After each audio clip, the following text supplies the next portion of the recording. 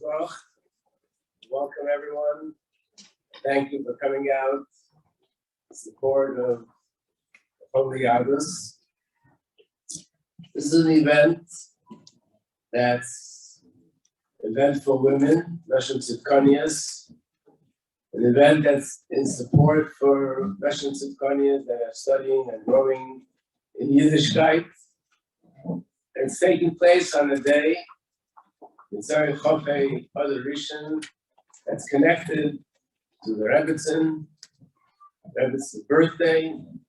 I know many people are wondering, is the birthday the first Adar, the second Adar? Just to make it clear, the Rebbetzin was born on a regular Adar, but there's a letter where the Friedrich Rebbe writes our Mazel Tov on Shabbos Adar Rishon, and a month later he writes our Mazel Tov again. And he says, but your main birthday is the second Adar. But clearly, the first Adar is also a birthday, a Mazel Tov, and hopefully we'll see that Mazola, the Mazel of the Rebbetzin, will bring more and more hatzlacha to our event tonight. When Machon LYahadus get together as a group, we know how precious and important this is, how much Rebbe speaks about the power of people getting together in a kiddus. In a Chassidus, the power of women is the power of emunah. And when hundreds of women get together, it's like an atomic reactor in generating emunah in the world. Something which is extremely relevant now. I think there are two things on the minds of people in these days. One is, tomorrow night is Chozayin Adar Rishon. It's 30 years since this concealment of Chozayin Adar Rishon, which was followed 2 years later by Chozayin Adar again, and then Gimel Tammuz, the concealment we have today. 30 years, and it's very challenging to our emunah. And the other thing on people's minds is, of course, what's going on, the crisis, Russia and Ukraine, also something challenging our emunah. This is not the way the script is supposed to be going. It should have been going in a different direction. The Rebbe told us, Igiyaz Mangul Aschem. So now is the time that we have to strengthen ourselves in this area. And Baruch Hashem, throughout the years, Yidden are strong and bring that strength to others. And the Rebbe's words, when the Rebbe spoke about the Persian Gulf crisis, and the Rebbe said then, that the Medrash says, Bonai al tisyaru, do not be afraid. Kol mashas, you see everything that I'm doing is for you, for the Geulah. In other words, don't be afraid of what's happening, because what's happening is part of the process that's leading up to Geulah Amitzvah B'Shleima. Not that we understand, but we are being guaranteed by the Rebbe. And the feeling of every chassid is that what the Rebbe told us then stands and holds now, that whatever's happening is not chas v'sholom a setback. It's not chas v'sholom a detour. We're moving forward, and this in itself is a process leading up to Geulah. We just asked the Eibusher that we should see that end results come to fruition immediately, and I have to wait chas v'sholom. Every person, when you read these words of the Rebbe, Bonai al tisyaru, it's a general statement. The Rebbe is speaking to Klal Yisrael. But every person has their own personal experience, their own personal goals, and how everything that's happening in the world is affecting us, each and every one of us, on a personal level. So we should know that the Rebbe doesn't only speak to Klal Yisrael, he speaks and he thinks and he knows and he's helping every single individual in their personal lives. And there are many stories that have been publicized in the recent years and in the recent months, people telling their personal story of how the Rebbe was aware of what is going on in their personal life and how the Rebbe helped them in their personal life in a very, very specific way.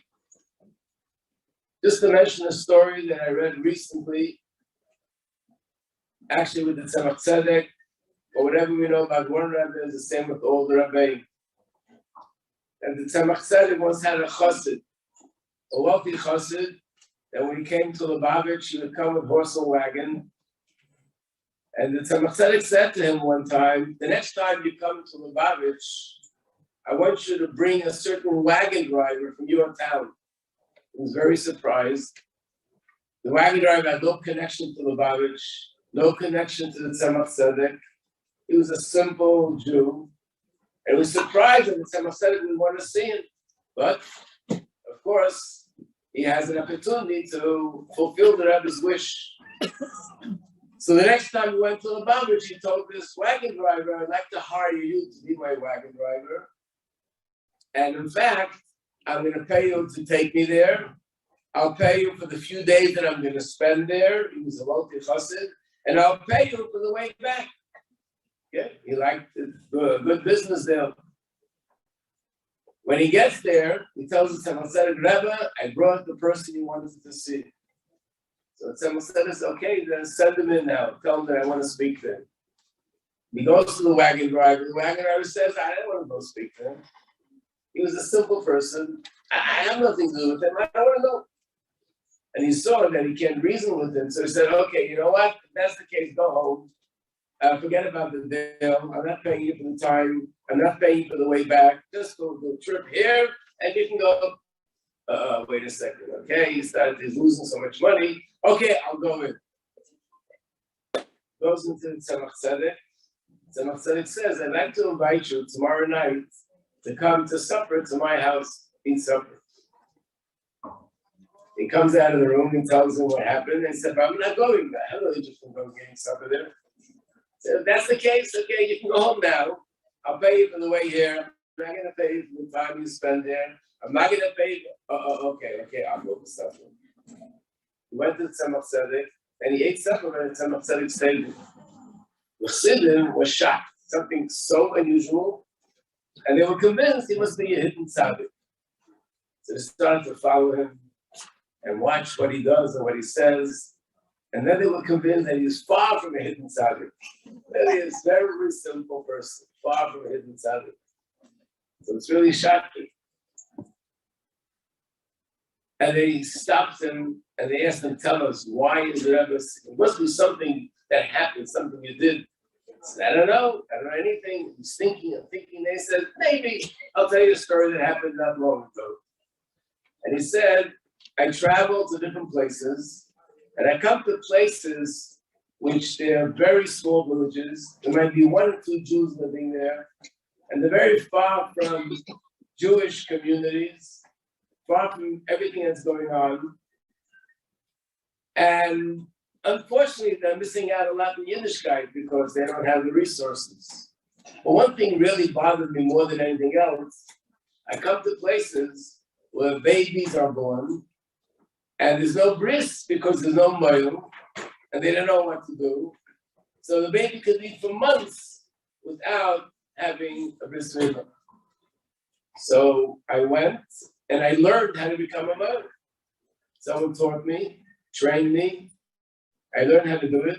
And now when I go to these faraway places and I find something like that, I do it. So recently I came to a place and sure enough, there was a woman crying. I asked her why she's crying. She said because her baby was born. Today's the 8th day. Supposed to have the bris today. There's no mail. Her husband is very sick. It's his last days and he can't move. So there's no one to go out and even get a mail. So he said, your worries are over, I'm a mail. One problem, we needed a Sunday. I think the wife could have been a Sunday, but he didn't know. So we need a Sunday. He went to look for a Sunday. He sees this older person walking by that area, and he calls him and says, we need a Sunday. We want to talk to him. And he's racing after him, please come, we need a Sunday. He wouldn't answer him. And finally he begged and pleaded, and he came. and he was Sandik. And then the person, until then he was hardly even talking, said, well, if this is a bris, then we have to have a meal. Anyone have food here? No. So he said, I have some food, put it on the table. And what about the father? He also has to come to the meal. He walks over. Before he has a chance to say the father is sick, he's not capable. He walks over, pulls him up. He walks over to the table. And miraculously, he sits down and he starts eating. And of course, they're all in shock. When he's about to turn around to ask this person, oh, how did this happen? He couldn't find the person anymore. That's all, the only story you can think of. And later, when the sons of the Tzemach Tzedek asked him what happened, why is he getting so much honor? Or why is he eating supper with you? So Tzemach Tzedek said, a year that had the schus to eat together with Avraham Avinu, I want to have supper together with him. So there's two ways to interpret the story. One way is that Tzemach Tzedek sees very far, and he observed what happened in another place. But I think the deeper way of understanding the story is that Tzemach Tzedek is the head of Klal Yisrael, and he sees everybody's pain, and he sees what everybody's going through. And the Tzemach Tzedek arranged from the distance that this person should go to that village. And he arranged that there should be a male. And he arranged that the father who was sick should become well, because that's what a Rebbe is. He sees everything that's going on in everybody's life, and he does whatever he can, the Gashmis and Baruch is, to lift the person up. The Rebbe sees all of us in our personal dollars, not just the general dollars, everything that we're going through, all our needs, and he's there helping us, and he sends different shluchim how to do this way of helping us. So we have to be strong. Remember the Rebbe's words. That the Rebbe is telling us, Bonai al Tisyar, do not be afraid. Whatever is happening is part of a process leading up to Geula.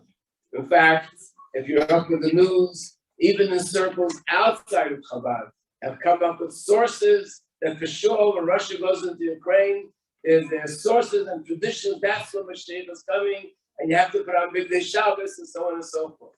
But Baruch Hashem, we have a Rebbe who told us 30 years ago, and to realize that whatever is happening is part of that process. So maybe we should go help them. We should see clearly how this global event that's taking place, because it's surely global, should immediately turn around into a global event of the Gula, Mitzvah, Shlema. We should see that Rebbe, once again, leaders out of Dolan should be taken via Mamash. Once again, thank you everybody very much for coming, and everybody should have Hatzlacha.